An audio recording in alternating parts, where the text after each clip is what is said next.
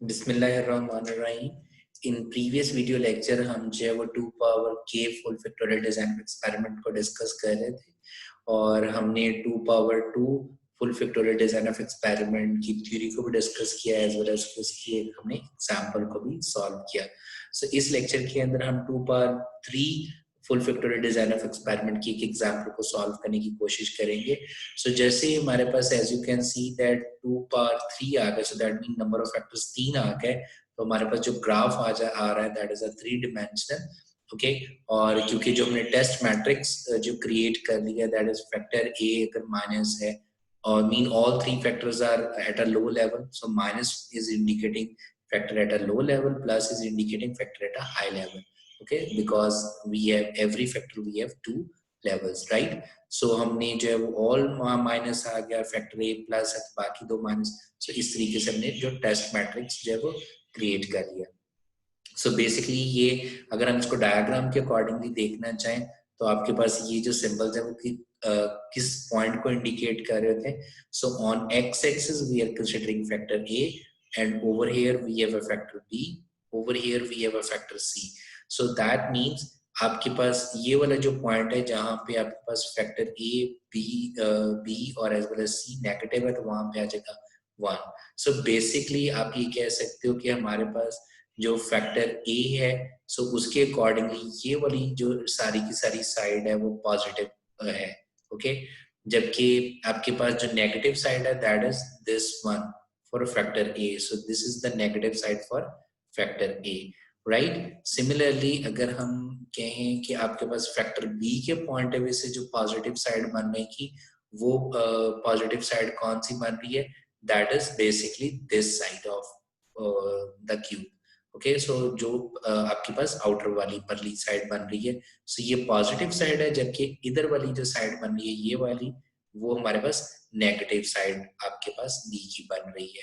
Similarly अगर हम सी के पॉइंट ऑफ व्यू से देखें तो आपके पास जो टॉप वाला पोर्शन है क्यूब का वो पॉजिटिव साइड ऑफ सी है और बॉटम वाला जो क्यूब का साइड है that is a negative side of the factor C part. Okay जी, सो बेस्ड ऑन दैट हमने क्या कर लेना है, एज यू नो दैट कि जहाँ पे पॉजिटिव होगा वहां पे वो फैक्टर का स्मॉल एलिमेंट से हम रिप्रेजेंट कर देंगे, मीन स्मॉल कैरेक्टर से हम रिप्रेजेंट कर देंगे। अगर नेगेटिव होगा तो वहां पे हम उसको नहीं लिखेंगे, मीन वो वाला फैक्टर की रिप्रेजेंटेशन नहीं होगी। सो क्योंकि यहाँ पे तमाम के तमाम जहाँ पे नेगेटिव होते हैं वहां पे हम उसको 1 कर लिख लेते हैं। सो यहाँ पे सिर्फ फैक्टर a पॉजिटिव है, ओके, b भी नेगेटिव है और c भी नेगेटिव है, इसलिए a आ गया। यहाँ पे a और b पॉजिटिव बन रहे हैं तो ए बी आ गया, यहाँ पे ए बी सी क्योंकि तीनों के तीनों पॉजिटिव है एंड सो ऑन। सो इसकी बेसिस के ऊपर हमने उसको रिप्रेजेंट कर दी है। सो इन सिंपल शॉर्ट हम क्या कर सकते हैं कि this is basically 1। Okay, so this is 1 आपके पास आ जाएगा क्योंकि तीनों नेगेटिव है, ए पॉजिटिव है तो ए, से ये बी आ जाएगा। यहाँ पे क्योंकि ए और बी दोनों पॉजिटिव है तो ए बी आ जाएगा। So C and up to so on. Okay, so which is basically a test matrix. As you know that कि अगर हमारे पास ए बी और सी हो तो बाकी इंटरेक्शंस हम कैलकुलेट कर सकते हैं। लाइक ए बी में कैसे निकाल सकता हूँ, सिंपली ए और बी वालों को आपस में मल्टीप्लाई कर दो, minus minus plus, plus minus minus and so on. Okay, similarly A C निकालना है तो ए और सी वाले कॉलम को मल्टीप्लाई करोगे तो ए सी आ जाएगा। Okay, dot product like A into C, so minus minus plus, plus minus minus, minus minus plus and so on. इसी तरीके से बीसी में हम बीसी को मल्टीप्लाई कर दें और एबीसी में ए बी और सी को मल्टीप्लाई करेंगे तो एबीसी आ जाएगा। So basically this is contrast A, this is contrast B, contrast A B and so on. Okay, जिसको हम एक्स मैट्रिक्स कह लेते हैं। So now with the help of X matrix हमने जो है वो कंट्रास्ट कैलकुलेट कर ली है हमें। अब हम जो है जैसे हमारे पास कंट्रास्ट आ जाएंगे सो हम इफेक्ट्स वी नो दैट कि हम कैलकुलेट कर सकते हैं। So right now we are discussing 2 power 3 अगर हम कर रहे हैं तो जो हमने कंट्रास्ट निकाला divided by n is number of replication multiply by 2 power 3 minus 1 2, so which mean multiply by हमें 4 करना पड़ेगा क्योंकि 2 power 3 डिजाइन ऑफ एक्सपेरिमेंट की हम बात कर रहे हैं। ओके, सो इफेक्ट हम कैसे निकाल सकते हैं, अगेन इफेक्ट डिवाइडेड बाय 2 करते हुए। ओके, जो जो के पास इफेक्ट है उसको 2 से करोगे तो ये हमारे पास रिग्रेशन कोएफिशिएंट की वैल्यू आ जाएगी एंड सम ऑफ स्क्वायर निकालने का फॉर्मूला हम ऑलरेडी प्रीवियस एग्जांपल के अंदर डिस्कस कर चुके हैं, विच इज उस पर्टिकुलर फैक्टर का कंट्रास्ट का square divided bye number of times we are repeating the experiment, 2 par number of factors. Okay, and these basically 4 are the important points with respect to the X matrix. कह सकते हैं या 2 par K full factorial design of experiment से हैं, तो उसमें वो हमें ये कह रहे हैं कि except the identity column. So इस identity column के अलावा बाकी जितने आपको columns नजर आ रहे होंगे उनमें equal number of positive sign और equal number of negative sign होने चाहिए. Okay, secondly आपके पास वो कह रहे हैं the sum of product of sign in any two column is 0. So that is basically orthogonal की property को indicate कर रहा होता है. So अगर हम किसी भी दो कह रहे के column को multiply करके उसको जमा करें तो obviously उसका sum क्या आएगा 0. So that mean वो उसके ऊपर perpendicular है. So orthogonal का मतलब क्या होगा कि वो दोनों factors independent हैं. Okay, so in obviously दोनों factors को independent होना जरूरी है. So that's why they should be orthogonal with each other. Okay. Lastly वो हमें कह रहे हैं कि अगर हम multiply any column by I leaves the column unchanged. So obviously जब हम इस I वाले column को किसी column से करेंगे तो वो वही column repeat हो रहा होगा. And lastly we said that कि अगर हम किसी भी दो columns को multiply करें तो हम टेबल में मौजूद एक और कॉलम जो है वो क्रिएट कर सकते हैं. सिमिलरली जैसे हमने कहा था कि अगर ए वाले कॉलम को मैं मल्टीप्लाई करूं बी से तो ए बी आ जाएगा. ए बी को अगर हम ए बी सी से मल्टीप्लाई करेंगे तो मेरे पास क्या आ जाएगा A square plus B square into C. That mean A को मैं ए से ही मल्टीप्लाई करूं ओके तो वो मेरे पास ए स्क्वायर आएगा और बी को बी से. so, जब ए को ए से ही मल्टीप्लाई करूंगा तो वो आई बेसिकली बन जाएगा. so that would be equal to 1. this is 1. so वो सी के बराबर आ जाएगा. So that is basically कि जब भी हम 2 par K को डील कर रहे हैं तो ये चार प्रॉपर्टीज आपकी लाजमन फुलफिल हो रही होंगी. एवरी फैक्टर इंडिपेंडेंट होना चाहिए. कोई से भी दो फैक्टर्स को अगर हम पकड़ेंगे, कोई से भी दो कॉलम को अगर हम पकड़े और उनको आपस में मल्टीप्लाई करके जमा करें तो उनका सम 0 होना चाहिए. ओके अब हम 2 par 3 वाली एग्जांपल को डिस्कस करते हैं. so, इसमें वो हमें ये कह रहे हैं कि जो फैक्टर मैं कंसीडर कर रहा हूँ that is basically feed rate, depth of cut and tool angle जो है वो मेरे फैक्टर्स हैं. ओके और उसके बाद मैं जो एक्सपेरिमेंट को रिपीट कर रहा हूँ दैट इज 2 टाइम और मेरा रिस्पांस वेरिएबल जो है that is the surface finish of the metal part. Right जी, that is my Y variable. Okay और रिस्पांस वेरिएबल. सो मेरे पास फैक्टर जो ए है वो इंडिकेट कर रहा है फीड रेट को, बी जो है वो इंडिकेट कर रहा है डेप्थ कट को, सी जो है इंडिकेट कर रहा है टूल एंगल को. And we are repeating when we have repeated the first time experiment we got 9, second time 7 जब हमने तीनों के तीनों फैक्टर्स को लो लेवल पे रखा. ओके और हमने यहाँ पे क्या कर लिया इनका सिंपली टोटल करके ये लिखा हुआ है. ओके और एज यू नो दैट कि जब तीनों नेगेटिव होंगे तो माइनस, ए पॉजिटिव होगा तो A and so on. Okay so using this हम जो है वो एक्स मैट्रिक्स क्रिएट करें. That is this one. Okay so हमें पता है कि पहला जो है वो आइडेंटिटी कॉलम होगा वो 1 1 होगा.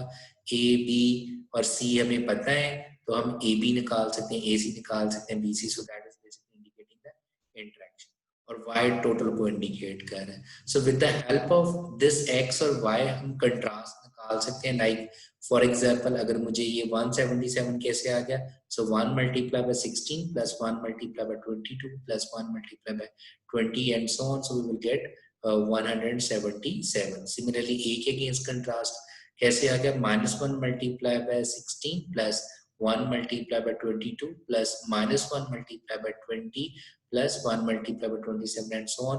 तो हमारे पास जो है वो 27 आ जाएगा. इसी तरीके से बी, ए बी, सी और हम तमाम के लिए कंट्रास्ट निकाल लेंगे. और इफेक्ट कैलकुलेट करने के लिए हमारे पास फार्मूला गिवन है. सो यहाँ पे कंट्रास्ट की वैल्यू क्या है 177 अगेंस्ट कोएफिशिएंट या हम सिंपल कहते हैं कांस्टेंट के अगेंस्ट. सो डिवाइडेड बाय आपके पास इसके अगेंस्ट जो इफेक्ट की वैल्यू आएगी वो हम कैसे निकाल सकते हैं. How many time we are repeating, we were repeating 2 times. So n2 आ गया. 2 पावर k फैक्टर 3 थे, so 3 minus 1 ये आ जाएगा 2. So that means 177 divided by 8. So we will get 22.127. Similarly 27 divided by 8 करोगे तो आपके पास a के अगेंस्ट इफेक्ट आ जाएगा and b, c as well as so on. और हमें पता है कि इफेक्ट को अगर हम 2 पे डिवाइड करेंगे तो रिग्रेशन कोएफिशिएंट आ जाएगा. So this divided by 2 regression coefficient, this divided by 2 A के against regression coefficient आ जाएगा, similarly B के A, B, C and so on. और sum of squares जो है वो हम कैसे कैलकुलेट कर सकते हैं? So sum of square को कैलकुलेट करने का फॉर्मूला हमारे पास जो है वो भी हमें पता है, सिंपल कंट्रास्ट का स्क्वायर, दैट मीन 27 का square divided bye n. n जो था वो हम रिपीट कर रहे थे 2 times multiply by 2 power k. So k थे 3, so 2 power 3 8, 8 multiply by 2 16. So contrast का स्क्वायर लेंगे डिवाइडेड बाय 16 करेंगे तो फैक्टर a के अगेंस्ट सम ऑफ स्क्वायर आ जाएगा, इस तरीके से b के अगेंस्ट, c के अगेंस्ट एंड सो ऑन. और टोटल सम ऑफ स्क्वायर हम कैसे निकाल सकते हैं? सो जो हमारे पास इंडिविजुअल वैल्यूज थी, दैट मीन हमने 9 का स्क्वायर ले लेना, 9 का स्क्वायर प्लस 7 का स्क्वायर प्लस 10 का स्क्वायर प्लस 12 का square and so on up to 14 का स्क्वायर माइनस जो ओवरऑल जो आपके पास आ जाएगा, दैट मीन कि हमने इन तमाम वैल्यूज को जमा कर लेना है और उसका square divided bye 2 power k, again 2 power 3 क्योंकि 2 पावर 3 को हम डील कर रहे हैं, मल्टीप्लाई बाय n. n जो mean number of replication 2 times था, तो नीचे बॉटम में 16 आ जाएगा. So once we solve that, we will get the total sum of square. So total sum of square में से जो हमने already sum of squares निकालने में हर factors को माइनस करोगे तो error का आ जाएगा. So now we can develop the ANOVA table. So हमारे पास source of variation आ गए, factor A, B, C, interactions आ गए तीनों का, error का, उसके sum of squares हम निकाल चुके हैं. Because we are dealing with 2 power k, तो हमारे पास इनके अगेंस्ट जो डिग्री फ्रीडम होगा वो हमेशा 1 होगा.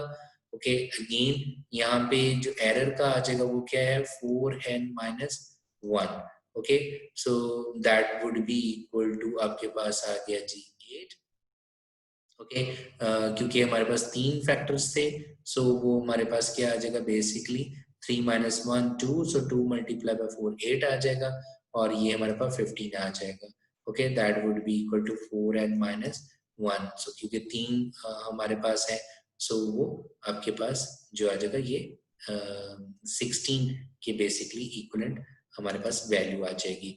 Okay, so by the way अब हम करेंगे क्या कि हमने जो है वो मीन स्क्वायर निकालने हैं. तो मीन स्क्वायर निकालने के लिए sum of square divided by degree of freedom, sum of square divided by degree of freedom, so ये हमारे पास आ जाएगा.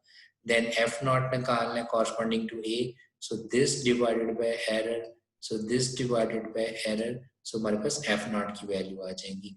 Again with the help of critical region we can take the decision कि कौन सा factor significant है कौन सा नहीं है. एफ नॉट कैलकुलेटेड वैल्यूज आ गई और ये हमारे पास क्या आ जाएगी, that is a critical region. So वो ए बी सी तमाम के लिए सेम ही रहेगा. सो इसकी वैल्यू हम ऑलरेडी देख चुके हैं, कैप टेबल से हम कैसे देखेंगे. ओके, अगर ये कंडीशन ट्रू होती है, mean calculated value against the table value जो कि हमारे पास ये आई हुई है, if this condition is true we will say reject H naught. So reject H naught का क्या मतलब है कि वो वाला फैक्टर सिग्निफिकेंटली आपके आउटपुट वेरिएबल को अफेक्ट कर रहा है.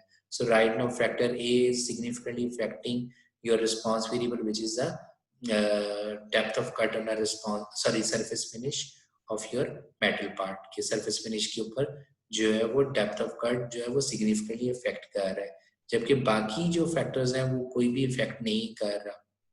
ओके, बट हम ये कह सकते हैं कि मे बी पॉसिबल है कि B और C क्योंकि नियर टू दिस वैल्यू हम मे बी अफेक्ट कर सकते हैं, बट या ये इम्पोर्टेंट फैक्टर हो सकते हैं after factor A. But right no अगर हम स्पेसिफिकली स्टैटिस्टिकली बात करें, so only factor A is significantly affecting your response variable. So that mean बाकी हम अपनी इक्वेशन से डिलीट कर सकते हैं. सो अगर मैं रिग्रेशन लाइन जो है वो बनाना चाहूँ, मीन अपनी प्रोडक्शन करना चाहूँ, तो दैट मीन मुझे सिर्फ और सिर्फ फैक्टर ए को कंसिडर करना चाहिए. तो मेरे पास जो y बनेगा, y had beta not. Okay, so beta not हम कैसे निकालते हैं, अगेन तमाम वैल्यूज का सम करके divided by total number of values से हम डिवाइड कर देंगे तो इंटरसेप्ट आ जाएगा. फैक्टर ए का हम कैसे निकाल सकते हैं, fact divided by 2. So fact हमें पता है डिवाइडेड बाय 2 करके, सो व्हिच इज 1.6875 आ जाएगा into factor A which is let's say मैं x a से इसको इंडिकेट कर रहा हूँ. ओके, सो बाकी फैक्टर्स हमें डालने की जरूरत नहीं है. सो ये हमारे पास रिग्रेशन लाइन बन जाएगी. Again we have already discuss कि हम जो है क्योंकि ये कोडेड वैल्यू है, क्योंकि यहाँ पे क्या -1 इसके लो डेप्थ ऑफ कट को इंडिकेट करेगा, +1 हाई डेप्थ ऑफ कट की वैल्यू को इंडिकेट करा होगा। सो जो भी हमने वो लेवल रखा होगा। सो वी नो दैट कि हम कोडेड वैल्यू को जो है वो किस तरीके से नेचुरल के साथ लिंक अप कर सकते हैं।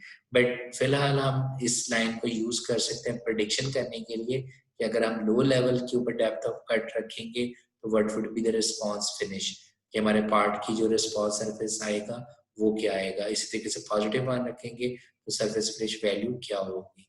Thank you so much, see you in the next lecture.